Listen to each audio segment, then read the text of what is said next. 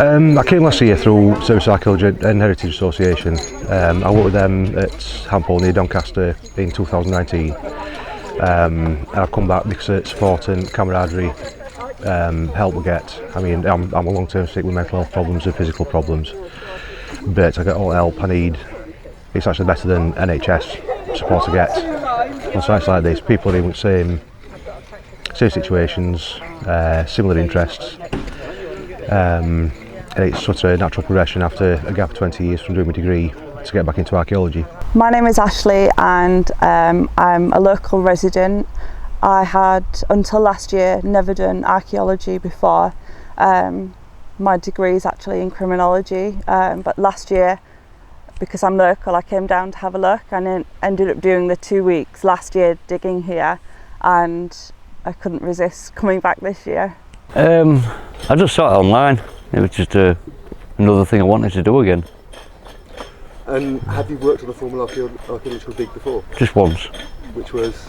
It was the time team in Kent, that area. It was a long time ago. My son bought a house in PETUARIA Close last year, and then I saw an advertisement for volunteers for this dig, PETUARIA ReVisted, and I thought, oh, that'd be good to see what the connection between where he lives and the dig.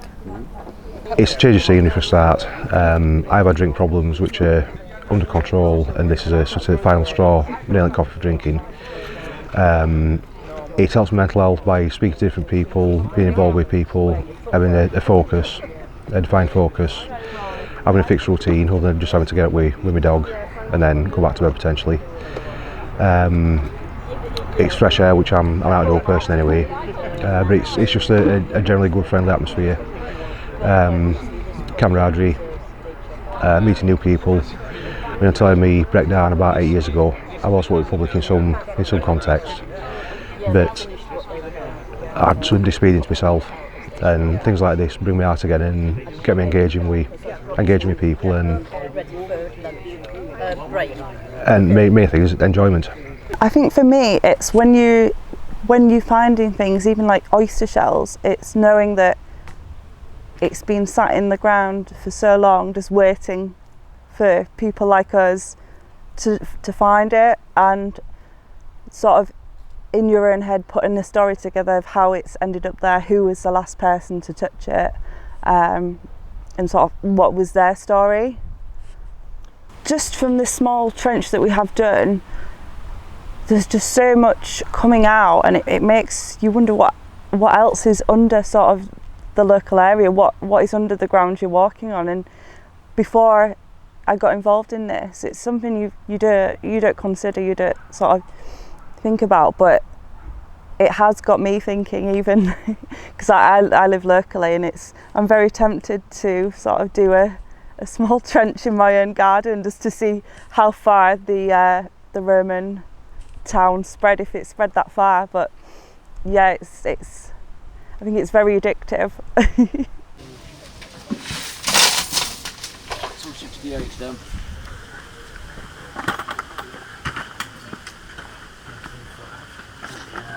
They're all the same. They're all the same, so we'll do these organs then. What we got? The same. Just put some names on it. Just zero, though, yeah. Oh, floor spoil. Just leave that as it is for now. Well, there's a lot for the local community, doesn't it? It's something, ideally, it'd be have a preservation order on to be left open instead of backfilling and then digging it out next year. It was very exciting because Peter Halkin showed me a pamphlet of an earlier dig in 1980 that he was involved in my son's garden before his bungalow was built. So Peter and Johnny became excited because then they said, well, we'd like to come back and bring the guy who actually did the first dig excavation and do some ground penetrating radar to see if we can find anything else to add to the original excavation. And of course it's all to do with the community, and so because my son's in the community, it brings the community, the networking in. It's interesting to see where we live as a past. Yeah, it's good. Yeah, so my mum, they uncovered this when my mum was younger. So she's always told me about it, and I know that there's a Roman, it's like a little Roman thing telling you how many miles there is to York, just near the ferry and pub, and there's bits everywhere really. Mixed people's brilliant. Again, it's sort of, you get to know people, get to know the skills, get to know their expertise and things like that, and it's just generally good atmosphere. Like I said, no problem with people like that. I mean, we come at service archaeology, they've asked if I'm ex-military things, but never been in forces, just interested. But have a laugh, we have a sort of squad sensory week, ex-service people, or I can speak to 6-8-year-old children. I was sort of helping a 6-year-old girl last weekend at home day, just showing the basics of digging, and it's that mix of people, mix of level of skill, levels of expertise. I mean, I'm by no means an expert at all, but I know basics. I mean, I've been bloody surveying. I did it for a year, about 20 years ago, and I'm back using this thing behind me. It's been brilliant. I mean, it's been a really tough sort of 18 months for everyone, particularly last year for myself and for fellow volunteers. I feel like last year really, for me personally, got me out of a bad place, and knowing that we were coming back this year, it's just been something to look forward to, and I know many of us were counting down the days to come back. Just the atmosphere, the people, everyone's so lovely, and all the experts, they're really patient and they've just taught us so much. I think a lot of people have been quite excited of the finds, and one of the finds in my son's garden, for example, is a very large vase that is on display here every day. So people are really enthused to think that that was found after 2,000 years of history. In a way, yeah. Yeah, it's just interesting, isn't it? It's really interesting. Okay. See what you find in. Well, what's been the most interesting thing that you've seen? Small test for you? Animal bones. I liked the little brooch last year. Oh yeah, that you found. Yeah, little archer's and the brooch. Vases and stuff like that. Okay. If you could, would you want to wear one of those sorts of brooches? No, it's not for me. Can't go around with a bone hour nowadays, can you? No. I mean, grandma, mate. Yeah, fair enough. Cool. I don't know, brooches could come back in, you never know. Yeah, every day you get people coming up and asking what you're finding, and kids as well. Yeah, both my boys they're showing interest in it. What I want to do now is continue in a small way by buying a metal detector and finding some coins, Roman coins. Hopefully, because there was a Roman coins found there originally, so it would be good to then still connect. I think it's connecting the people who live here with the excavation. A lot of the finds what come out, a lot of things get missed. So the same as the nails, and when it goes into sieving, the same.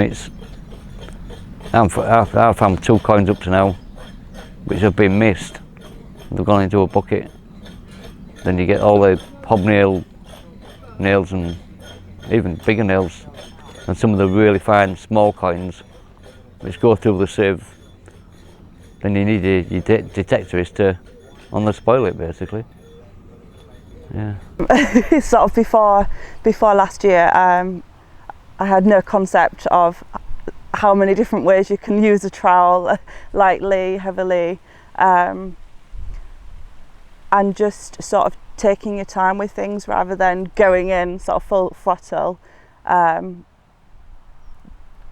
Sometimes obviously you've got to be quite gentle, especially if you've got an object that you need to sort of lift, but you've got to sort of get round it. You've got to be very patient. It's helped me, my partner as well, Angela. It's helped her because she's quite an introvert. It has brought me out to myself, and we're conditioned with bipolar. I can be manic one day, I can be depressed next day because of variants I've got. But it does keep me stable. There's other people in different conditions, I mean, there's a lad with an amputated leg, there's people with mental health problems, various physical problems. I mean, I've got my knee and my mental health, but as I said earlier on, you've got support, and it is a good thing. I would recommend it to anybody that's interested in archaeology or just a passing interest to come and try and get involved. I mean, digs like this, voluntary digs and free digs are few and far between nowadays, but I would recommend it to anybody with just a passing interest. I mean, my 6-year-old daughter, she's desperate to come on a real dig, but at 6 years she's a bit too young at present.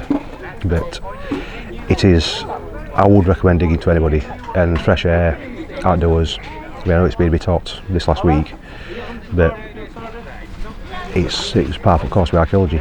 I'm Angie, I work at the local Morrisons and I'm actually the community champion. Obviously we like to come out and support all the community, and this is what I think needs supporting. So we've just brought ice lollies and water, some fruit for everybody, and obviously I wanted to come and have a look and see what goes on. Well, I think it just gets it noticed really. Obviously I've just been informed that people want to come from abroad to come and have a go themselves, so you can't get better than that. But it just gets the community talking, and obviously there was a fun day before it started, and it's obviously after a year of COVID it's just got everybody out and give them something to look forward to. At the moment it's not recognised regionally, whereas like York and some places are more recognised as being Roman. But earlier pamphlet I was reading, it was actually titled Roman Brough, and so I think we need to highlight it more in Brough, that it's a monument to the Romans, to the history. We should have those brown plaques. It's really nice to see the community come together to come and see it, because even last year we saw people we haven't seen before around here coming to visit it. I never really expected that, even last year when I came, but they're just so lovely. I mean, the amount of questions I've asked them, and there's no question too silly, and the aspect of the experts letting the volunteers, like total amateurs, dig up the finds ourselves rather than them jumping in and taking over. It's really special, really special. Having a lot of people and learning things, learning new skills, new finds. As I say, I'm a generalist with archaeology, but I've learnt a lot in this 2 weeks I've been here, and hopefully I'll be back next year, and hopefully some more digs with Service Archaeology Heritage Association. Yeah. It's just been brilliant for the local community, just for everyone being able to get together and find out the history of this community. Like people of all ages from the local area have been involved, children.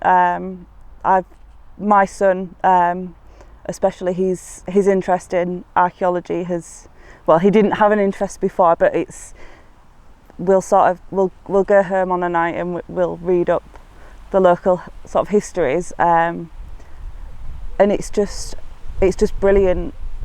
I can't sort of put it into words how good it has been for the local people. It's just been brilliant, and it needs to happen again.